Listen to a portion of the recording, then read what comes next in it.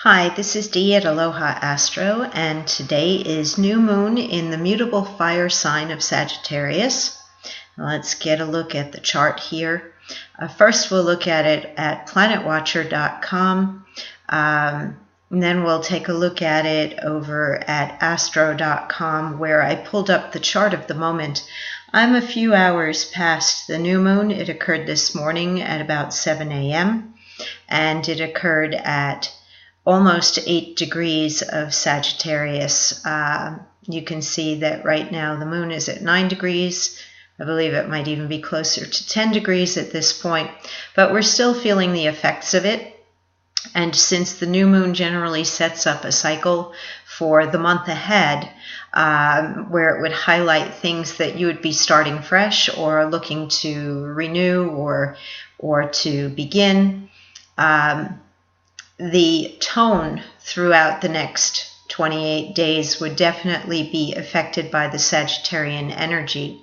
We also have not just the moon and the sun here in Sagittarius at this new moon, but we have Mercury and Saturn in Sag as well, and they are close enough to be in a loose conjunction, although Mercury is moving much more quickly than Saturn is. So very soon in the next few days, it will no longer be an applying aspect. We won't be feeling the seriousness on the mental level that a Mercury and Saturn conjunction can bring.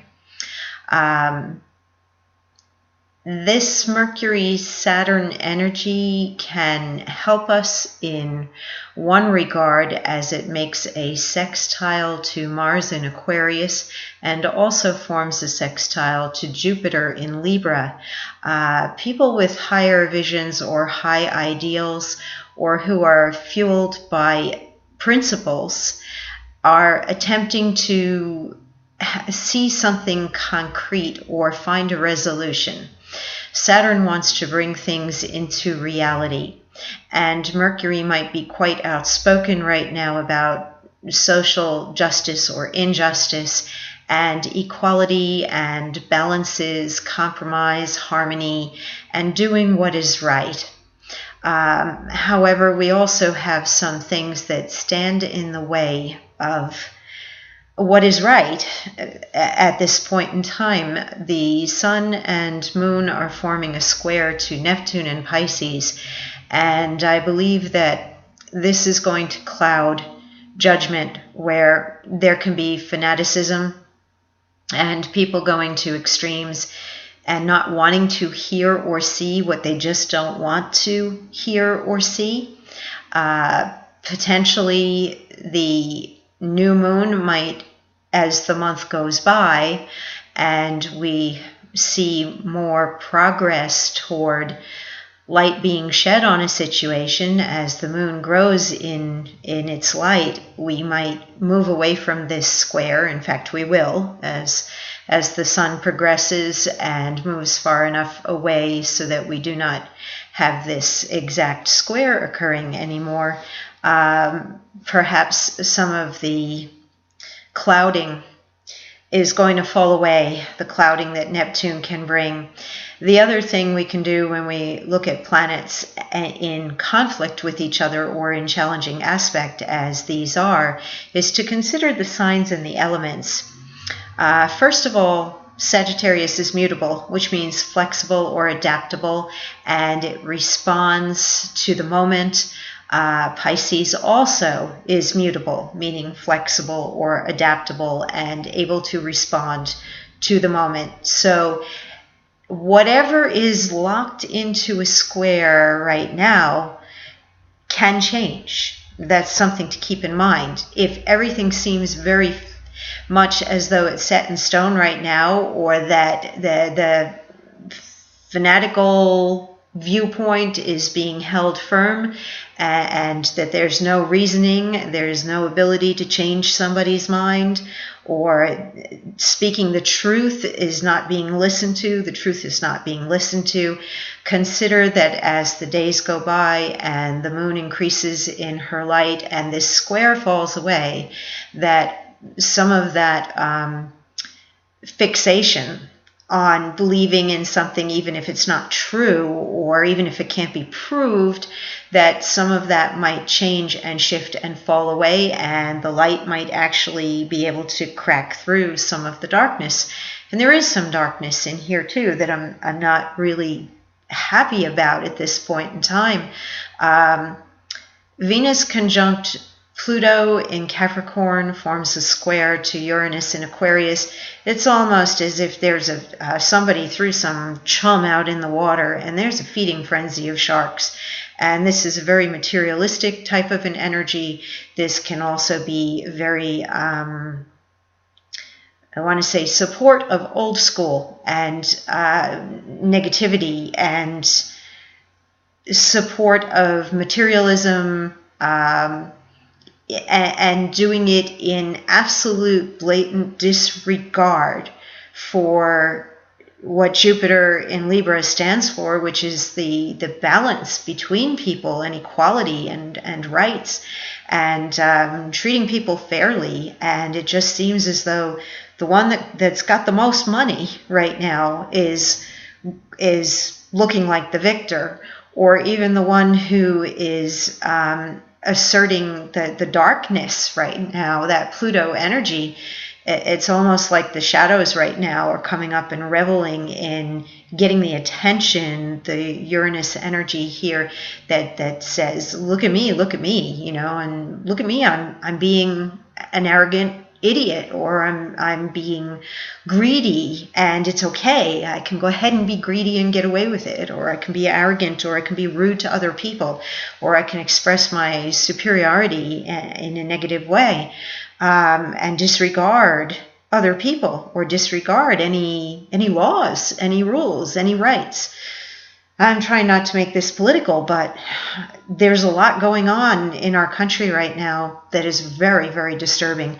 There is something that I see here, though, that I do like, with Jupiter making a trine to Mars in Aquarius. And I have the feeling that this trine can actually carry a lot of energy to keep things in balance. And I think that anything that's already been established organizationally on behalf of human rights and human dignity and basic human nature, things that uphold freedoms, are in place. Anything that's already in place, we are going to be seeing that you can't undo that all that easily. The dark is not going to be able to prevail against things that are already in place, supporting the freedoms. Here's a sextile between the moon and the sun, and Mars being in Aquarius. There will be actions taken, perhaps from established organizations that protect human rights, or even governmentally. There could be some asserting of basic values. So hopefully, the negativity gets slapped down and people gather together and are heard, and their voices are heard. And we also have a weak trine here between Uranus, the planet of change, and Saturn and Mercury in Sagittarius. So there's a lot of stuff being said right now about principles and ideals, and people are speaking out for change. And hopefully the conflicts that are going on will get resolved, and we can get back to the facts that people as a whole, humanity as a whole, has to cooperate and work together. We really, truly do. And there has to be some respect for the planet that we live on. And if there is no respect for the planet, then we're going to, I feel, have great loss, especially for future generations. And there could be some actions taken now that result in serious problems down the road because of this energy here. If things are done just for material gain and greed without thought, just to line the pockets of individuals or businesses at this point in time, and not looking at the long range in terms of our future generations, we can be digging ourselves a big hole in the ground right now, digging ourselves a grave at this point, which is very, very sad. So hopefully people will come out of the fog, and there is fog. Well, we've got all of this fire energy burning, and it's meeting up against this Pisces water energy, and you mix fire and water together, and well, water can extinguish fire, but with so much fire going on right here, certainly not enough to put that fire out. And what you get is a whole lot of fog and steam and a mess, basically a mess. I feel as though astrologically at this point in time, there are multiple things going on. We have a chart that has some scattering of energies, hence the opposition, the squares, the mixture of aspects that we have. And the T-square is quite challenging. We have one going on here, one going on here. So pressure is being brought to bear with the T-squares. T-squares are always a call to work at something, to take some action, to try and make the planets cooperate and agree with each other.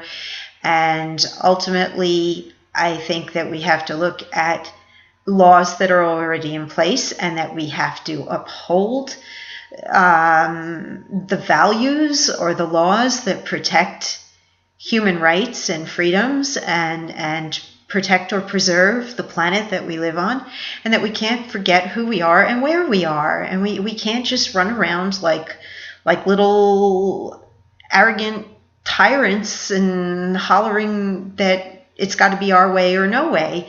And that's in our personal lives, and that's also on a global level. So let's take a look at... I'm also upset today because we have literal fire going on very close to my home, just a few short hours away in Gatlinburg, Tennessee. We've had a lot of forest fires in general in this area of Tennessee, Virginia, North Carolina, eastern Tennessee. Smoke has become part of our weather forecast, whether it's going to be smoky out today or not. And thankfully there is a rain forecast for this evening, including thunderstorms. So I hope that it is enough rain to put out the forest fires going on in Gatlinburg. I just checked on the Weather Channel, and it says that the Ripley's Aquarium is okay. And it got me very upset to think about the sea creatures there in the aquarium, and that they're in jeopardy right now. I don't know who's able to be there to take care of them or remove them, or if they can be removed, and if they're going to actually die as a result of the fires, or what's going on. And obviously, I live close to there, and I even don't want to go into the worry of what if those fires come close enough to where I live. Will we be evacuating? What will I do with my pets? So please, prayers for the Tennessee area and North Carolina, Virginia. I'm not sure if there are fires going on in Kentucky, but new moon in a fire sign, it's certainly, we're battling against the fires here, and prayers for our firefighters, and that they continue to have the courage and stamina and energy to fight these fires. Pray for rain for us in this area to put these fires out. So over here at astro.com, I pulled up the chart for the moment, and so here we see the same planets, of course, for the moment that I pulled up the chart, which was about 20 minutes ago. And yeah, here's that T-square going on. Here's that trine. Let's speak out, please, on the things that are right and true and correct, the things that uphold basic human rights. And let's not be scared of bullying energy. Let's not be scared. Let's also just not support the greed and the like us against them type of mentality. Let's look at how we can put things to right and not lose the things that we've progressed toward in our country at this point in time. I see that we're at 111 right now. I don't know if anybody else has been experiencing this, but the triple digits, the double digits, again and again and again in my life over the last few days, and perhaps in yours. And that is always a call to basically, I think it's Spirit, the universe saying, hey, look, be present in this now moment, pay attention. And I think that's what the triple, double digits are telling us to do, to be present, be aware, and to be in the now moment. And on that note, happy new moon in Sagittarius. Look to see where Sagittarius is in your own natal chart. For me, in my own chart, 7th house of relationships, one-on-one, the restless, mutable energy has definitely affected me today, where I wish I could reach out literally to certain people right now in my life, like to be able to physically be face to face. I wish I could travel, and incidentally, Sagittarius rules the 9th house of higher education, foreign travel, principles. But the gathering and the sharing of information and experiences is something that Sagittarius rules.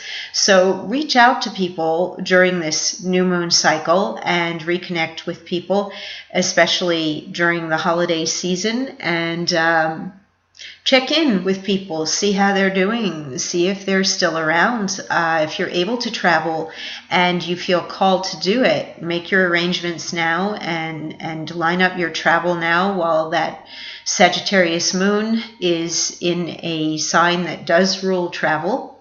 And definitely make those plans before, I believe it's December 19th that we go into Mercury retrograde. So you would want to make your travel plans before that time period and get all those tickets squared away and settle your travel arrangements, if possible, before that Mercury retrograde. I'm very curious to see what occurs with the Mercury retrograde and if it's going to have some impact on the political arena, because it's going to be moving back over into making us rethink something, and perhaps revision of laws. We'll see. We'll see what that brings. I'm not really a political astrologer, and usually politics don't concern me very much. It just seems as though what's going on in our country politically is having such a worldwide impact. And this isn't just us in our country at this point. This is also global. And that is something that new moon in the 9th house asks us to look at our brothers and our sisters out there in the world at large, that we're looking not just at our own borders and boundaries, but we're looking at our reach globally and how we treat other people in this world. And that's something that we need to consider in all our actions, that anything we do in our personal lives, especially in this day and age, it doesn't affect just us, but we're connected in a much bigger way, and anything that we do in our country, it affects the connection to other countries and globally. Anything that we do that impacts our environment is going to impact the environment of the entire planet and life as we know it for everybody, for all living creatures, that we can't think small. We have to think big, and we have to look out into that unknown future, out into the wild blue yonder, which is where Sagittarius is telling us to look. And it's telling us to play well with others. That's something that Sagittarius always seeks, is to include others and to play well with others. So get out there, travel, enjoy this holiday season, and play well with others. Okay, let's say goodbye now and stop this recording.